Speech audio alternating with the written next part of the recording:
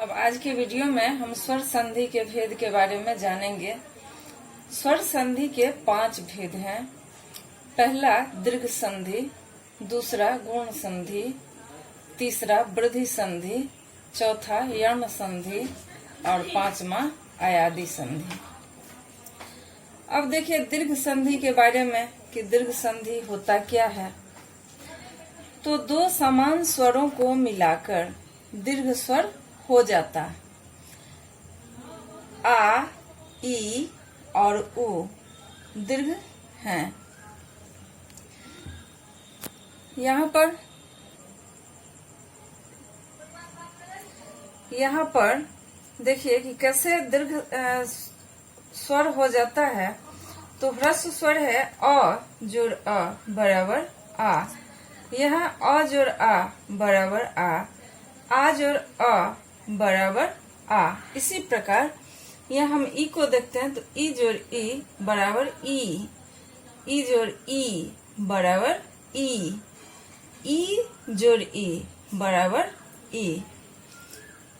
फिर देखिए उ के बारे में, उ जोड़ उ बराबर उ जोड़ उ बराबर उ जोड़ उ बराबर ओ। यानी ह्रस्व स्वर, जब दो ह्रस्व स्वर समान वर्ण में मिलते हैं तो वे दीर्घ स्वर हो जाते हैं। इस तरह से दीर्घ संधि के बारे में हम पढ़े। अब उदाहरण के बारे में समझिए कि कैसे बनता है इनसे संधि। तो जैसे यहाँ देखते हैं कि दक्षिण जोड़ अरण्य। यहाँ पर दक्षिण न जो है, न में अ है तो अ जोड़ अ, अरण्य का अ जोड़ अ बराबर आ, अर्थात यहाँ दक्षिणारण्य हो गया। यहाँ सेवा जोड़ आश्रम। तो सेवा में आ है और आश्रम का आ है तो दोनों आ मिलाकर यहाँ आ हो गया, अर्थात यहाँ सेवाश्रम हो गया। अब यहाँ देखिए अधि जोड़ ईश्वर। यहाँ ह्रस्व ई है ध में और यहाँ दीर्घ ई है तो ह्रस्व ई और दीर्घ ई दोनों मिलकर यहाँ दीर्घ ई बन गया, अर्थात अधि जोड़ ईश्वरा बराबर अधीश्वरा। तो ये थे दीर्घ संधि। अब हम गुण संधि पर आते हैं कि गुण संधि किसे कहते हैं। तो इसका देखिए कहता है कि यदि अ या आ के बाद ई या ई रहे तो दोनों मिलकर ए हो जाता है। और यदि अ या आ के बाद उ या उ रहे तो ओ हो जाता है। यदि अ या आ के बाद री रहे तो अर हो जाता है। तो इस तरह से हम लोग देख चुके हैं कि कैसे एक दो वर्ण के मिलने से अगला वर्ण अपना रूप बदल लेता है कि अ या आ के बाद ई मिलने से ए होता है और यहाँ आ के बाद उ रहे तो ओ हो जाता है। और यदि अ या आ के बाद री रहे तो दोनों मिलकर अर हो जाता है। जैसे यहाँ पर देखिए एग्जाम्पल है कि परम जोड़ ईश्वरा बराबर परमेश्वरा। यहाँ आ जोड़ ई बराबर ए हो गया, इसलिए परमेश्वर हो गया। यहाँ देखिए लंब जोड़ उदरा, लंब अ और उ बराबर लंबोदर। यहाँ देखिए देव जोड़ ऋषि। अब यहाँ अ जोड़ री दोनों मिलकर अर हो गया, इसलिए यहाँ देव जोड़ ऋषि बराबर देवर्षि। यहाँ देखिए देव जोड़ इति, तो व का अ है और यहाँ इति का ई है तो अ जोड़ ई बराबर ए, अर्थात देवेति। अब हम यन संधि के बारे में जाने कि यन संधि क्या है। तो यहाँ देखिए यन संधि यदि ई उ री और ली के बाद अपने से कोई भिन्न स्वर हो तो ई का य, उ का व, री का र और ली का ल होता है।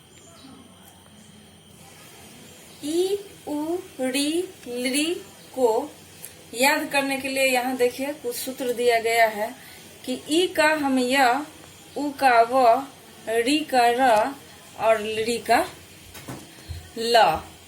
यन संधि हेतु हम इसको याद करने के लिए इस रूल को हम अपना सकते हैं।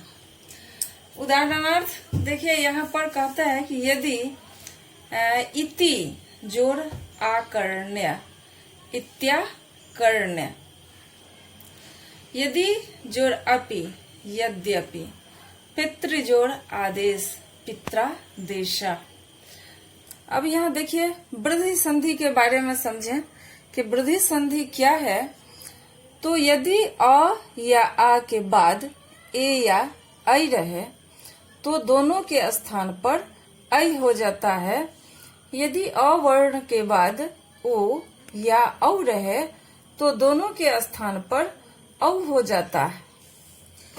उदाहरण जैसे एक जोड़ एकम बराबर एक एकम। यहाँ क में अ है, अ जोड़ ए बराबर ऐ, अर्थात एक एकम, एक जोड़ एकम, एक एकम। यहाँ देखिए तदा जोड़ एब, यानी आ जोड़ ए बराबर ऐ, अर्थात तदा जोड़ एब बराबर तदैव।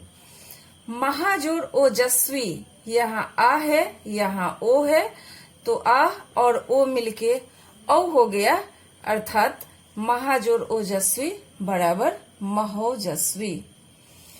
अब हम अयादी संधि पर आते हैं कि अयादी संधि क्या है। तो यहाँ देखिए कहता है कि यदि बाद में कोई भिन्न स्वर रहे तो ए का ऐ, ओ का औ, ऐ का आय और औ का आव होता है। यहाँ देखिए उदाहरण जैसे है शे जोड़ अनम, तो ए जोड़ अ बराबर अय, अर्थात शयनम।